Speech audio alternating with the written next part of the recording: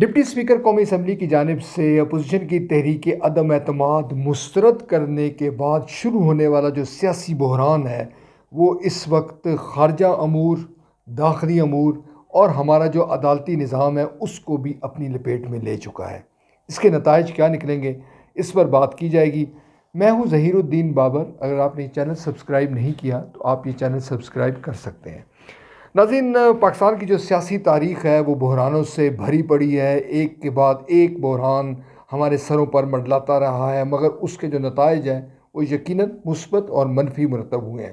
حالیہ جو سیاسی بحران ہے یہ کئی جہتیں ہیں اس میں، اور اس میں فوج جیسا ادارہ بھی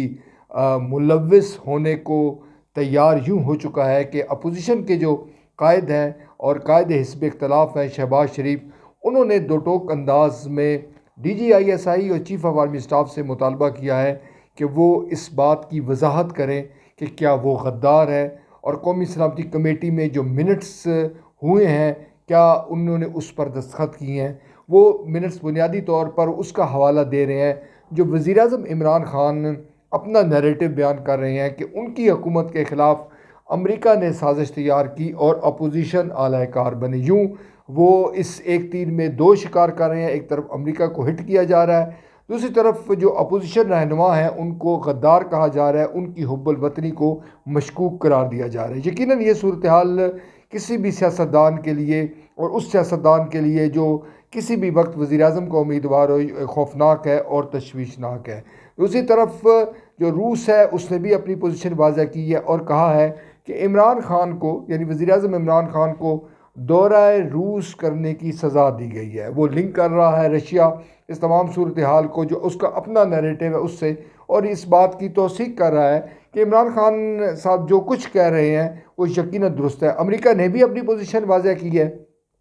امریکہ کا یہ کہنا ہے کہ پاکستان میں جو جاری سیاسی بحران ہے اس پر اس کی نظر ہے۔ یہ بھی واشنگٹن نے کہا ہے کہ کوئی بھی جماعت ان کی فیوریٹ نہیں ہے، کوئی بھی جماعت ان کی پسندیدہ نہیں ہے، کوئی رہنما ان کا پسندیدہ نہیں ہے، لہٰذا وہ اس تمام صورتحال کو جو پاکستان میں جاری بحران ہے وہ آئین اور قانون کے مطابق اس کو حل کرنے پر یقین رکھتے ہیں اور اس کے حل ہونے کے متمنی ہے۔ ناظرین، chief of army staff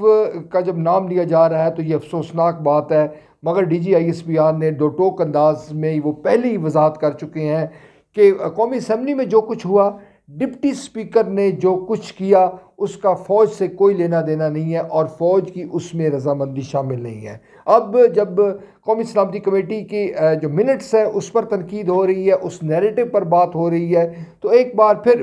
G D I S P R نے یہ کہا ہے کہ قومی سلامتی کمیٹی کے حوالے سے ہمارا جو موقف ہے وہ بڑا حد تک واضح ہے اور اس کا جو اعلامیہ ہے اس میں ہم اپنی بات کر چکے ہیں۔ ناظرین، یہ تشویشناک معاملہ یوں ہے کہ جس طرح سپریم کورٹ میں یہ معاملہ زیر غور ہے، اپوزیشن کے تو تمام رہنما ہیں وہ سپریم کورٹ سے یہ استدعا کر رہے ہیں کہ ڈپٹی اسپیکر کا جو اقدام ہے وہ غیر آئینی ہے، اور جب تحریک عدم اعتماد پیش ہو جاتی ہے اس کے بعد اسمبلی ڈیزالو نہیں ہو سکتی، جس طرح کہ صدر مملکت ڈاکٹر عارف علوی نے کیا ہے۔ یوں ہم یہ دیکھتے ہیں کہ یہ جاری بحران مختلف